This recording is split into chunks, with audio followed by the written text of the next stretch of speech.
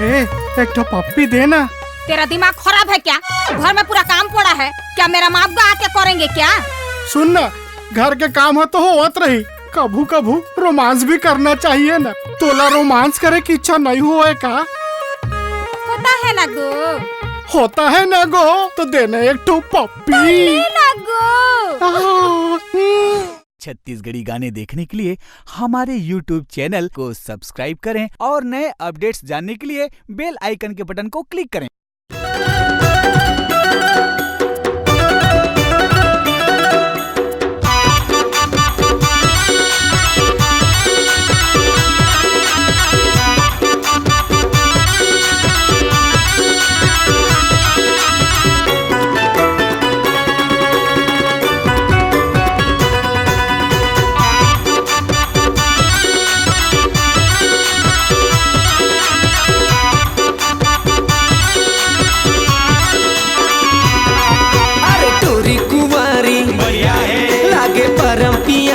बढ़िया है ये खरोट मलाली, बढ़िया है हर काने मवाली, बढ़िया है सबले बढ़िया ये चंदा तोरे बोली छत्तीसगढ़िया है।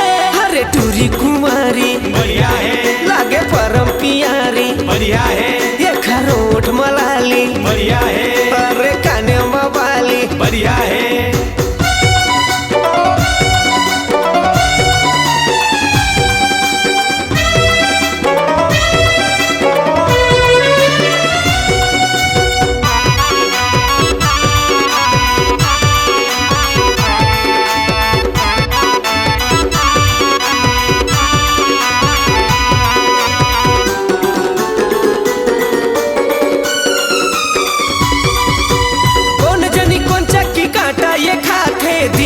दिन भारी सुघराते ब्यूटी पार्लर जाके चेहरा सजाते, टिकटॉक में नवा नवा वीडियो बनाते।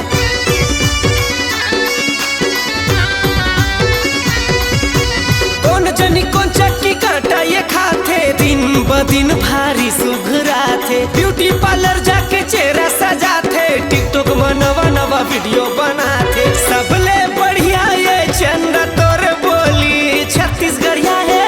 अरे टूरी कुमारी, बढ़िया है लागे परम पियारी, बढ़िया है ये खरोट मलाली, बढ़िया है अरे काने मवाली, बढ़िया है।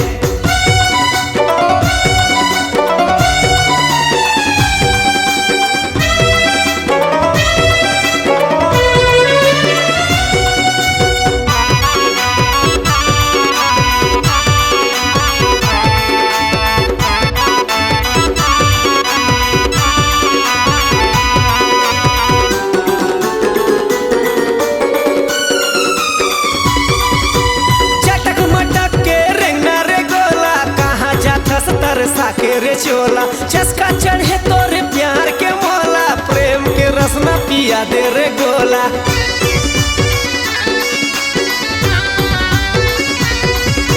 चटक मटक के रहना रे गोला, कहाँ जाता तरसा के रे चोला, चस्का चढ़े तोरे प्यार के मोला, प्रेम के रसना पिया बेका गोला। सबले बढ़िया ये चंदा तोरे बोली छत्तीसगढ़िया है। अरे टूरी कुंवारी, बढ़िया है लागे परम पियारी, बढ़िया है ये खरोट मलाली, बढ़िया है हरे काने मवाली, बढ़िया है सबले बढ़िया ये चंदा तोरे बोली छत्तीसगढ़िया है। टूरी कुंवारी, बढ़िया है लागे परम पियारी, बढ़िया है ये खर काने मवाली, बढ़िया है अरे होठो मलाली, बढ़िया है अरे काने मवाली, बढ़िया है हरे टूरी कुंवारी, बढ़िया है ये खर काने मवाली, बढ़िया है लागे परम पियारी, बढ़िया है हरे टूरी कुंवारी, बढ़िया है बढ़िया है बढ़िया है। आपकी आवाज ही आपकी पहचान है। यदि आप अपनी आवाज को एक नया आयाम देना चाहते हैं तो चले आइए मल्टी ट्रैक डिजिटल रिकॉर्डिंग के लिए AVM audio video studio Khamtarai Raipur. Mobile number 9301523929 और 7869646201।